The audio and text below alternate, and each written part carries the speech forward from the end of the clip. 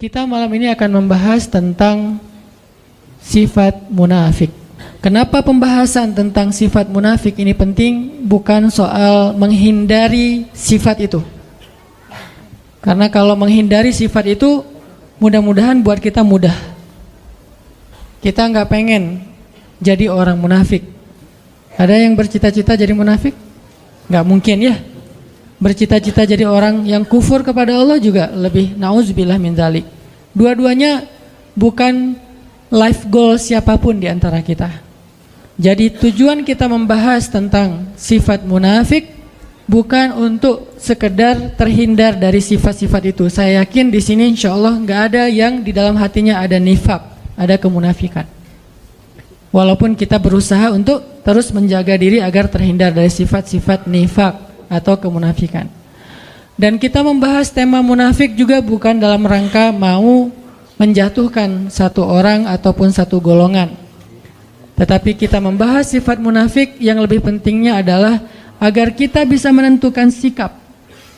Kita bisa menentukan sikap pribadi kita, siapa yang harus kita bela dan siapa yang harus kita hindari.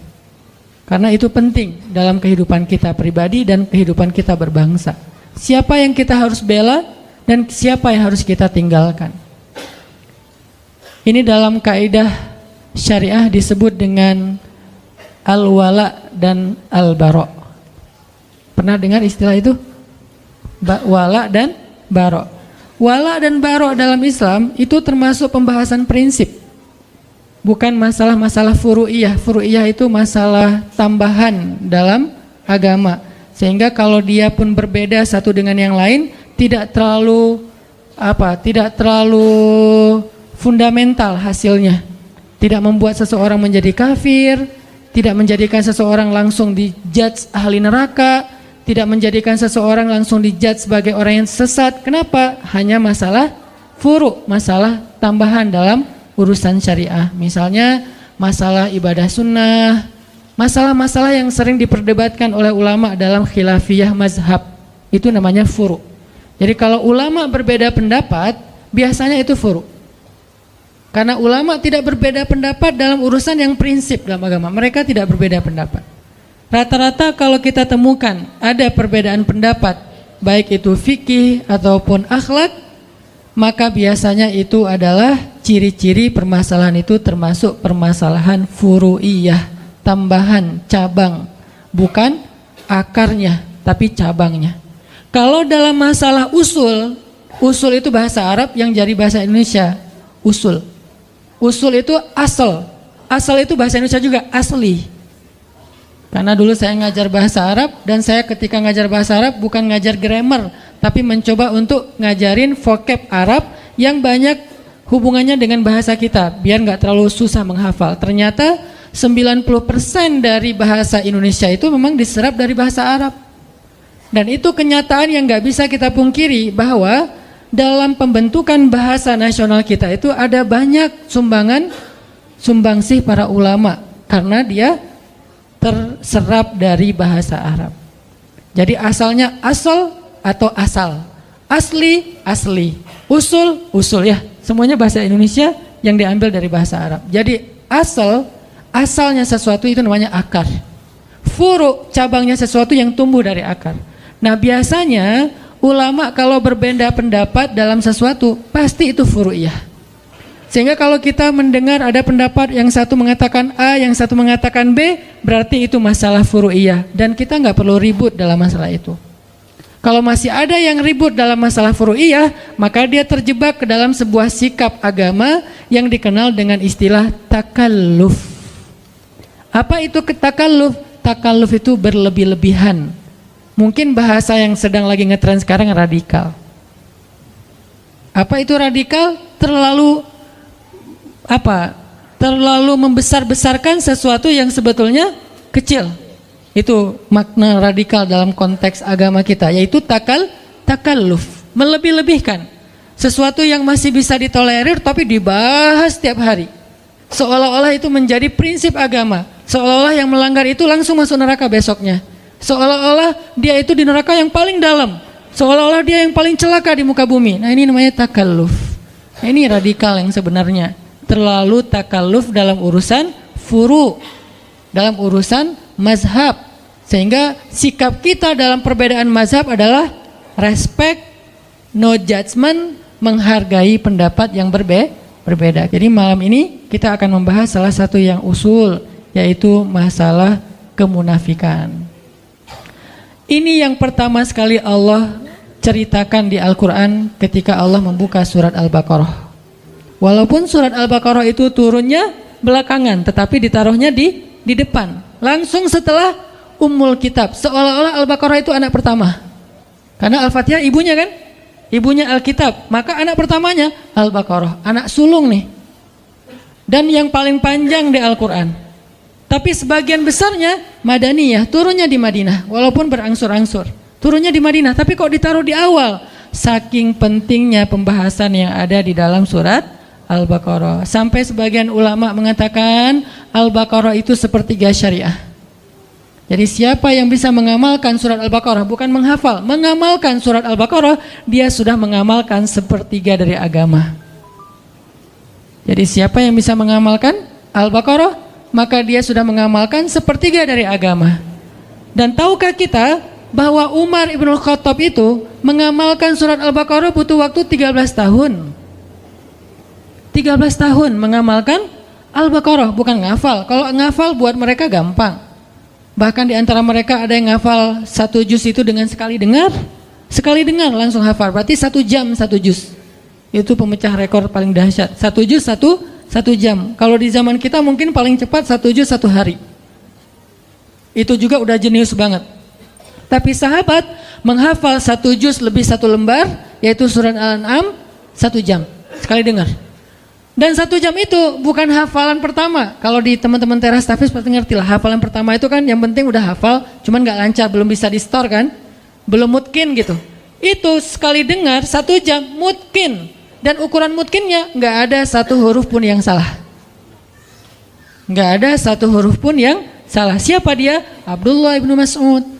Yang mendengar surat Al-An'am diturunkan kepada Nabi, Nabi bacakan, dia dengar, sekali dengar langsung kata dia, ya Rasulullah saya sudah hafal. Kata Nabi, ya Abdullah coba kamu baca. Dibaca dalam keadaan menghafal, gak ada 1 huruf pun yang salah. Itu bukan mutkin lagi, udah copy paste itu. Kita kadang-kadang copy paste aja masih ada yang ketinggal, komanya, emotikonnya gak kebawa gitu kan ya. Ini benar-benar dahsyat. Ternyata bukan itu masalahnya. Kenapa Umar kok mengamalkan Al-Baqarah 13 tahun? Bukan soal hafalannya, bukan soal membacanya. Ngamalin 1 ayat demi 1 ayat sampai dawam. Butuh 13 tahun mengamalkan Al-Baqarah. Saking luar biasanya surat Al-Baqarah. Sehingga Allah Subhanahu wa taala menyebutkan dan meletakkan Al-Baqarah menjadi surat pertama setelah Al-Fatihah. Bisa dibilang dia adalah surat-surat pembuka di dalam Al-Quran. Lalu ketika kita membaca surat Al-Baqarah, maka prolog atau mukaddimah dari kepalanya surat Al-Baqarah, headline-nya surat Al-Baqarah itu adalah langsung Allah berbicara tentang 3 golongan manusia. Di awal kita buka Al-Baqarah langsung Allah bicara tentang 3 golongan manusia. Golongan pertama mukmin, ada di ayat 1 sampai 5. Berapa ayat? Cuman 5 ayat. Lebih efektifnya lagi 4 ayat, karena alif lam mim itu termasuk ayat mutasyabihat yang tidak ada yang tahu artinya selain Allah. 5 ayat berbicara tentang orang mukmin. Kemudian golongan kedua, orang yang kafir, artinya orang yang ingkar kepada Allah Subhanahu wa taala, enggak percaya dan tidak beriman. Berapa ayat? Cuman 2 ayat.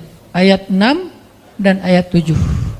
Beres itu Allah bicara tentang orang munafik dari ayat 8 sampai ayat 16. Berapa ayat? 9 ayat. Dari ayat 8 sampai ayat 16. 9 ayat bicara tentang orang munafik. Apakah sudah selesai? Belum. Sisanya Allah kasih contoh-contoh orang munafik di banyak ayat di Al-Baqarah, di banyak surat, di sisa-sisa surat yang lainnya. Dan kalau Allah udah bicara tentang orang munafik, kesan emosionalnya tuh kelihatan banget di ayatnya. Allah kalau bicara tentang orang kafir, kesannya flat. Kalau bicara tentang orang mukmin, rahmah. Allah tuh sayang banget sama mereka. Kalau Allah bicara tentang orang munafik, Allah itu kayak emosi banget tuh. Disebutin orang munafik tuh gini, kalian harus hati-hati ya, kalian harus hati-hati. Jadi Allah itu kayak khawatir banget kita terhadap perangai dan kejahatan orang munafik. Allah kalau bicara tentang orang kafir itu hanya bicara tentang surga neraka, bicara tentang kehancuran mereka. Tapi kalau bicara orang munafik, isinya adalah kalau kita mau bikin poinnya, wahai orang hamba-hambaku yang beriman, hati-hati sama mereka. Itu intinya. Makanya saking Allah pengen kita hati-hati dengan orang munafik, penjelasan orang munafik di Al-Quran itu tuh detail banget. Contohnya tuh banyak banget. Kenapa? Karena mereka lebih bahaya daripada orang-orang kafir dalam perangai, perilaku, gangguan dan siasat mereka kepada orang yang beriman. Makanya kita diajarkan di Al-Quran bukan ayat tentang permusuhan. Ini bukan ayat perpecahan, ini bukan ayat permusuhan. Kalau kita menuduh bahwa membahas tentang munafik itu berarti memunculkan permusuhan, berarti kita menuduh Al-Quran memunculkan permusuhan. Padahal sebagian besar dari ayat Al-Quran itu banyak berkisah tentang orang munafik. Kenapa? Biar kita hati-hati. Biar kita menghindar, jangan sampai kita masuk golongan ini. Kenapa? Orang kafir itu masuk neraka, orang munafik jadi kayu bakarnya neraka. Innal munafiqina fid darkil asfal. Asfal itu bahasa Arab yang jadi bahasa Sunda, aspal.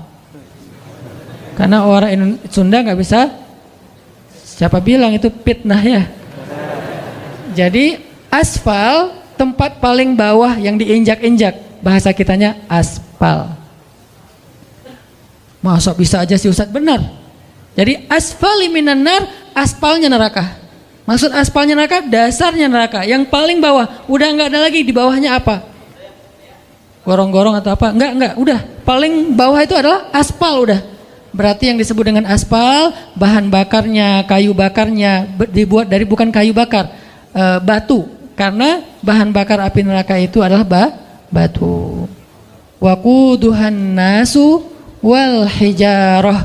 Bahan bakarnya adalah manusia dan batu. Manusia yang dimaksud di dalam ayat ini siapa? Innal munafiqina fid darkil asfali minan nar, na'udzubillahi min dzalik. Ini sehingga tanpa kita sadari mungkin kita nggak termasuk orang munafik, tapi begitu kita berwala kepada orang munafik, membela orang munafik, berpihak sama orang munafik, mendukung kegiatan-kegiatan kemunafikan, maka kita masuk dalam golongan itu. Dan ini yang bahaya nih. Bukannya kita menjadi munafik, kita tetap sholat, tapi kita mendukung kemunafikan. Kita tetap puasa, tetapi kita membela kemunafikan. Kita tetap bayar zakat, tetapi kita berpihak kepada kemunafikan. Ini bahaya nih. Karena sholat, puasa, dan zakat kita adalah ritual. Tetapi wala dan barok kita justru kepada musuh-musuh Allah Subhanahu wa ta'ala. Jadi pembahasan kita pada malam ini bukan dalam rangka memecah belah, bukan dalam rangka menghasut, tetapi dalam rangka kita belajar dari Al-Quran agar kita terhindar. Siapa yang merasa dirinya mirip dengan ayat-ayat yang disebutkan, maka tubu ilallah, bertaubatlah segera. Siapa yang merasa tidak mirip, kayaknya bukan saya deh, maka hati-hati supaya kita jangan sampai mendukung orang-orang yang seperti ini. Cuman seperti itu sederhananya moral of the story dari pembahasan tentang al-munafik atau al-munafikun. Jadi dalam konteks Islam kita nggak boleh berpihak kepada orang munafik.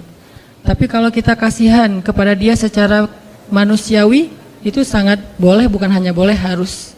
Jadi kita harus bedakan mana sifat kita sebagai sesama manusia, mana sikap kita dalam urusan agama, itu beda. Kalau konteksnya kemanusiaan, itu universal. Kita tuh berbuat baik nggak boleh ngelihat agama. Mau dia muslim, mau non muslim, mau dia munafik, mau dia mukmin, mau dia orang baik, mau dia orang jahat. Kita kalau dalam urusan kemanusiaan, maka hak dan kewajibannya sama.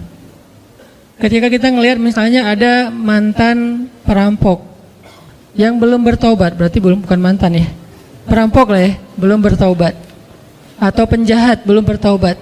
Kemudian dia sakit yang parah, terus tergeletak di jalan, nggak ada yang mau menolong dia.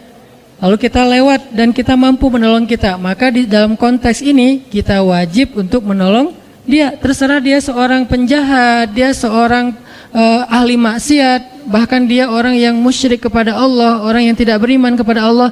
Karena konteksnya di sini adalah konteks kemanusiaan, nggak ngelihat agama, apalagi ngelihat negara ya. Agama aja nggak boleh jadi sekat. kalau dalam konteks kemanusiaan, apalagi negara. Jadi kalau kita bicara Palestina, Suriah, mentang-mentang di sana mayoritasnya Muslim terus jadi nggak ditolong? Enggak. Jadi agama aja bukan masalah, apalagi negara. Mentang-mentang mereka bukan orang Indonesia, jadi bukan tanggung jawab kita. Enggak. Kalau dalam konteks kemanusiaan, bahkan kalau dia adalah orang Yahudi sekalipun, atau dia orang pagan sekalipun yang menyembah batu ataupun kayu atau menyembah patung, kalau dia adalah terzolimi, maka tugas kita adalah menolong dia dengan apapun yang kita bisa. Makanya kemarin ada salah satu pasien kanker di Bandung, beliau kebenaran non-muslim. Bukan salah satu, ada beberapa orang non-muslim, pasien kanker dan kurang mampu. Kebenaran karena istri megang beberapa proyek sosial untuk pasien kanker yang kurang mampu, akhirnya kita ambil pasien ini, kita coba audiensi, asistensi ke dokter sampai beres pengobatannya, operasinya. Yang satu meninggal, yang satu alhamdulillah bisa survive. Dan kita nggak mempertanyakan, wah ini kayaknya non muslim nggak usah ditolong, kayaknya kalau ditolong nggak ada pahala. Pahalanya sama, mau dia muslim mau non muslim, pahala menolong dia adalah sama karena dia manusia dalam konteks kemanusiaan universal. Ini tidak ada perdebatan di antara ulama. Dalam konteks muamalah juga kayak gitu. Kaidahnya adalah tidak ada kezoliman. Konteks muamalah misalnya jual beli, kita bekerja di sebuah perusahaan yang di situ tuh ada muslim ada non muslim, maka ini universal dengan syarat tidak mengganggu batasan-batasan syariah agama kita. Kalau itu terganggu maka nanti akan ada pengecualian. Misalnya kita nggak dibolehin pakai hijab di situ, pasti ada pengecualian. Misalnya kita di situ dipaksa untuk minum khamar seperti yang kerja di Jepang misalnya. Selebrasi mereka itu minum sake misalnya. Kalau kita nggak minum maka kita dimarahi atau dipecat. Di sini ada pengecualian. Tapi kalau tidak membatasi atau mengganggu batasan syariat, maka tidak masalah kita bermuamalah dengan siapapun, bahkan kepada orang yang tidak beriman sekalipun. Apalagi kemanusiaan. Tapi kalau dalam konteks sikap agama, nah ini lebih spesifik lagi. Di situ beda antara mukmin, kafir, munafik, beda. Kafir juga ada dua, ada yang harbi, ada yang zimmi. Yang harbi itu yang memerangi kita, yang zimmi dia tidak memerangi kita, maka kita boleh berbuat baik kepada dia. Namanya non muslim. Yang tidak memerangi kita. Kalau yang memerangi kita dalam Al-Quran disebut kuffar. Kalau yang tidak memerangi, mereka tidak dipanggil dengan bahasa orang kafirun, tetapi mereka disebut dengan orang Yahudi, orang Nasrani, orang musyrikun dan seterusnya. Intinya adalah kita tidak ada kewajiban atau anjuran untuk memusuhi mereka. Mereka adalah saudara kita dalam kemanusiaan, dalam negara, dalam bangsa, dalam suku. Dalam konteks apa? Dalam konteks muamalah, dalam konteks kemanusiaan.